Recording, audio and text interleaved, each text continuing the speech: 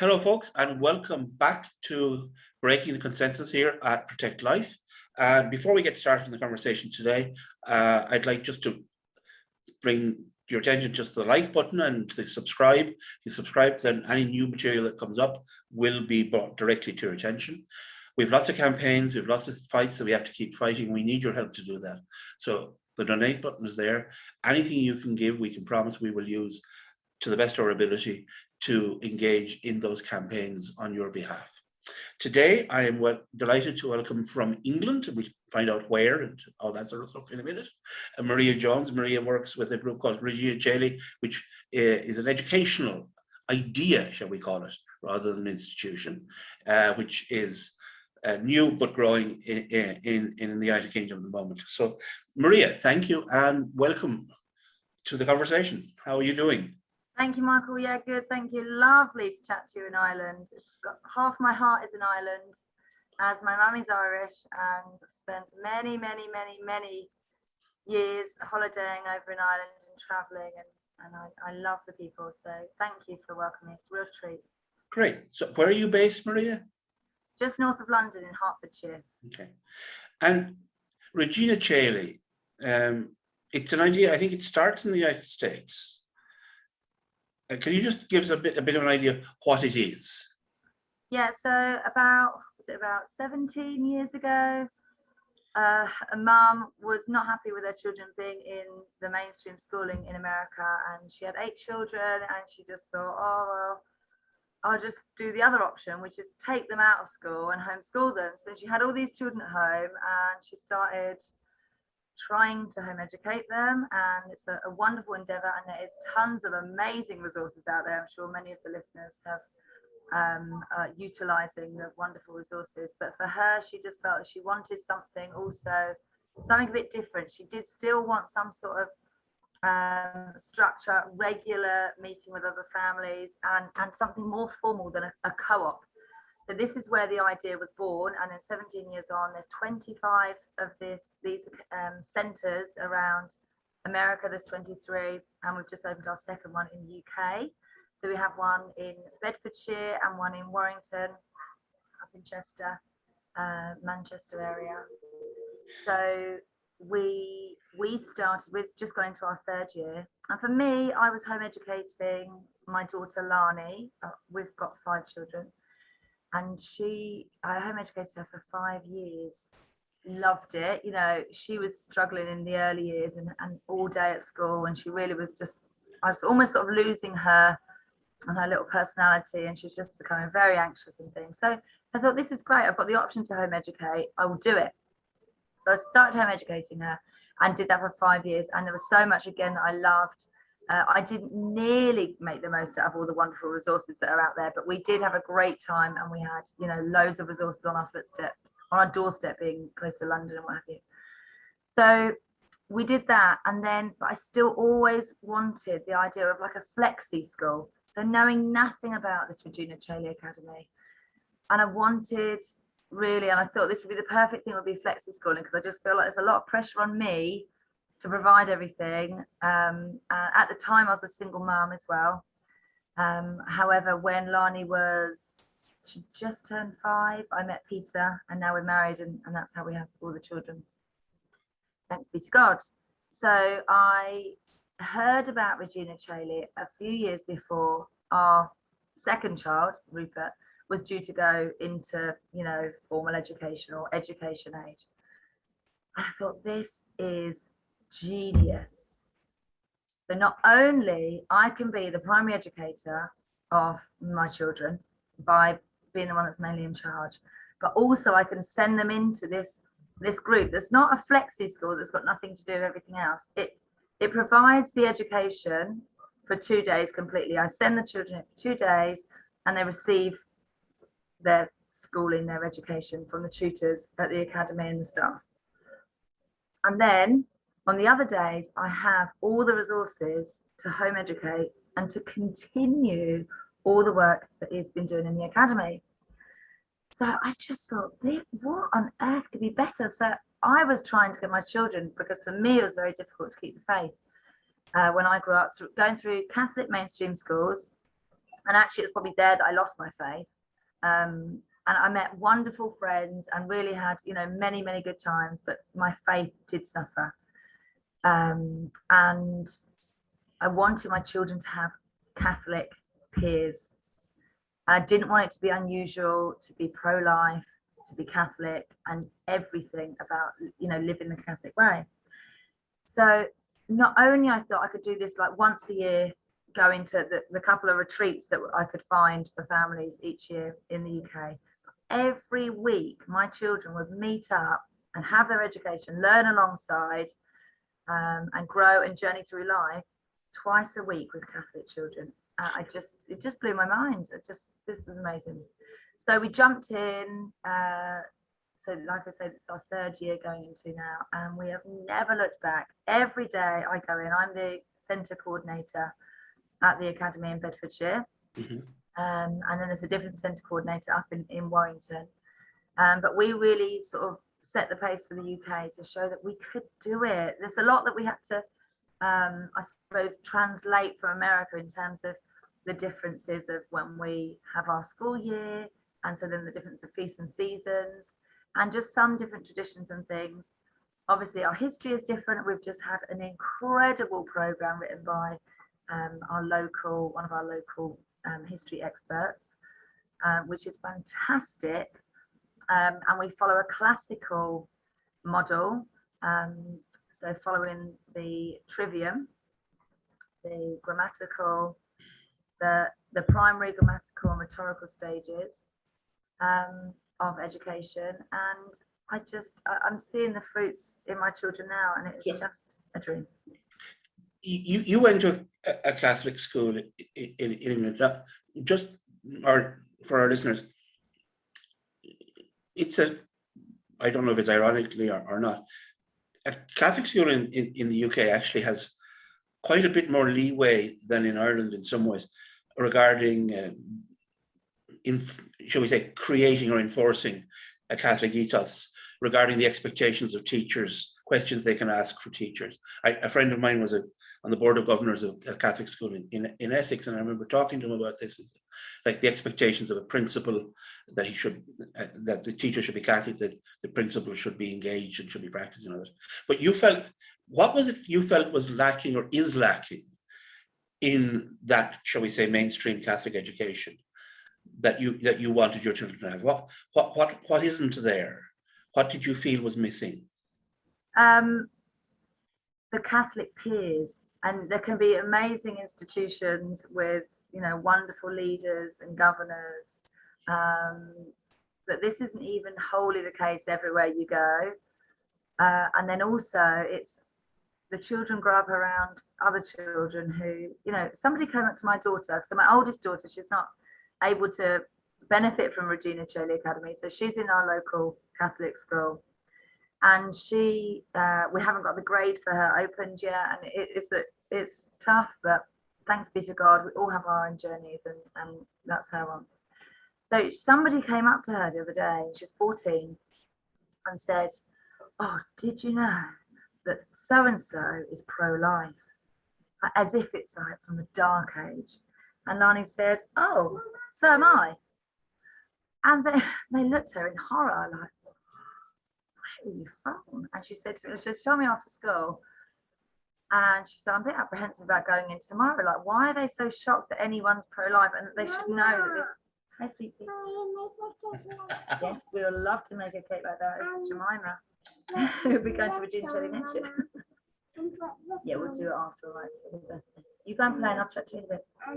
So that is the sort of the general atmosphere within the peers, and ultimately, no matter what the teachers are doing and saying, they can be doing a great job, and they will help. When there's the Catholic teachers, you can tell, and Lani will, you know, navigate towards them. But the peers are what you're living with and around, and it's the, you know, what is it, the five people you spend most time with, you know, have a significant impact on your life at the very least. So in a sense, it's the culture which is created by the people. It's the water you're swimming in. Whereas in your case, in the case of Regina Coeli, it's 100% Catholic. They're Yeah. peers. And actually, I asked the Peers founder, value. Carrie Beckman, do you have to be Catholic to join Regina Coeli? And she said, no, but warning, you'll probably convert. Because they have to follow they have to follow, like to this today, we're learning with Rupert his catechism. He's in 3rd grade, learning his catechism, got to learn it off by heart. You'll be quizzed on it, your grades will be entered, and this will have an impact on your end of year grading and things. And at this stage in 3rd grade, it's not going to have an impact on anything so major that he couldn't do what he wants to do in life. But it just starts them off thinking, they've got consequences to their behaviour. And I mean, he loves it. He loves learning it. They love learning it off by heart. I've got a class of boys, I teach 3rd graders. And the other day for our catechism lesson, we went outside, run around, do a big loop, and then I'll ask you a question. And they were just like on fire, running around. And I think you've got the freedom to do that as well. And as a teacher, teaching a smaller group of children, there's 6 children in my class, is just, I can do the things that I want to do. I couldn't do with a class of 30 with numerous differentiation levels and so much going on. But with this small group of 6 children, I can do it really well. I can really get my teeth stuck in. So it's divided 3 days at home and 2 days in school. So how does that work out? What is it that you do during those 2 days in school? Are you doing the more difficult academic work? Is it, I don't know, maths or physics or whatever? Is that what you do in those 2 days? How do you work out that division? Great question. Actually, interestingly, when it comes to home ed, I don't know what other parents feel like, but it's all the extra sort of colourful things that I used to find difficult. Getting all of the resources out for art, PE, music, and what's our other special, drama. They're the 4 things that we do on all of our academy days, and we call them the specials. So every single day, from Monday to Thursday, is the main part of our week. As they enter 3rd grade, which is in England the equivalent of year 3. As they enter that grade, they start doing a little thing on a Friday, but it's not loads for a Friday, and then it just builds up. But Friday's generally like a flexible day to catch up, follow up, and do just a little bit. So otherwise, it's sort of a Monday to Thursday. So that's why it's the Monday in academy and Thursday, because it is the brackets of the week, the main part of the week. And it also gives the family freedom, for weekends and things. So Monday and Thursday, the same as Tuesday and Wednesday, we always start with maths in the morning.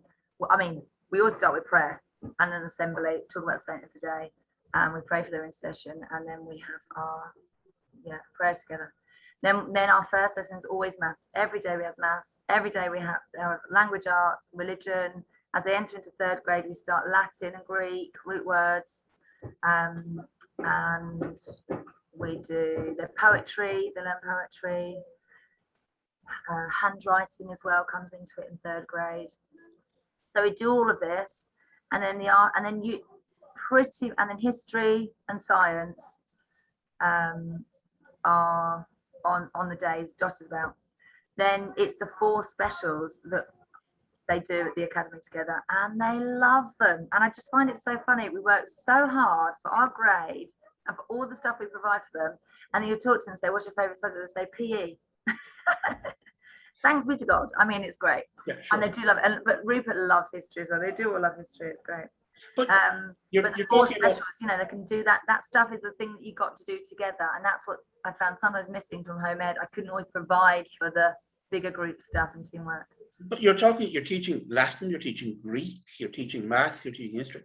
I mean, these are not things that you can just expect that you're going to find that capacity in any family. That, mum and dad, dad will teach. He can teach Latin and French, and mum will teach. Of course, she's got great Greek. How do you work that? I mean, how does that happen? It's a great question. And I definitely couldn't speak Latin or Greek, and I still can't. But I'm learning. I'm learning with Rupert, who's entered in at 3rd grade. And like I say, 3rd grade is when they start learning the Latin and Greek. And this year, they are just learning the root words. And one of the fab things I'm finding, compared to mainstream, this classical model is that we want to achieve mastery. So for the first week, we just entered our third week. So for the first week, we're learning the first 4 root words. The second week, we're learning the second 4 root words. This week, they're going to have a test on root words 1 to 8, and we're also starting to learn root words 9 to 12. So it's just slow, it's consistent, and it's about mastery, repetition, linking it in with everything else. You know, we've learned Otos, graph, metron, tele, and how that all links in with. So each time we have a word, but it's simplified, and ultimately, yeah, that's how we do it. And then 4th grade again, and each year for the tutors, there's training, and there's training opportunities for parents, and also the parents have got the tutors for their expert, you know, help and whatever. We've got a curriculum coordinator for the UK as well now. She was the one who wrote our history program, Mrs. Isabel Lubbock, and she, you know, she's been great. She's the go-to for all the curriculum questions. And practically speaking, obviously this takes money, and I saw from your website the annual fees are around £3,000 per child, and then that the fees depend on declining with each child, and I think it is our 4th child and on is free. If you were, is this where you see yourself staying, or do you see yourself becoming more integrated into the state system? And as regards funding, would funding become, if you were organized in a different way, would you be able to avail of more funding from the state, or is that something you've deliberately chosen to stay away from? So we have got a bursary fund. In America, they are very organized, and they have it integrated throughout their year. They have fundraising events. And another conversation I had with Caeli Beckman, the founder, was that nobody should think if money is a problem that they can't go, because there are always ways around it. And just if we just think of God and how great he is and all the things he can do, if we think it's going to save our children's souls and our own, please God, help us on our journey together, then, you know, God can work out all of these things. Like, that's minor detail. But yes, there is, like you say, for example, you full price for the first 2 children, half price for the third, and then nothing for the children to follow. So it's, you know, it's pro family. So, you know, there's a maximum of 7,500 a year. Then there's 30% off as a member of staff. So there's opportunity of being a tutor or a teaching assistant. And then obviously there's a salary with that. There is, yeah, the bursary fund, which we build up in our own centres, and just, you know, we're still new, but we have that as well, that we want to help people. But you want to stay, sorry, you want to stay independent. You don't. Yeah, we're 2 days. Yeah, so officially we are a tutoring service. I think that is our official sort of title. We're just 2 days, so we're under the radar for Ofsted. Right. And there's a fantastic Catholic school in the country as well, I think, but they need to, you know, do one of the ones I know. They're within Ofsted, and they have to sort of tick the box for things like sex ed, which is becoming so controversial. Sure. But we don't have to touch any of that, because we are just a home schooling, you know, helpful service, tutoring service in our church. This is a model that could work pretty well anywhere, do you think? I mean, if there are people watching this today who have small children in Ireland, this is something that they could look at, do you think? And what kind of numbers do you need to start off with? How many people would have to get together to start to make this viable? When we started, I think there was 11 families when we were first starting, and then that first year we maybe went up to 15.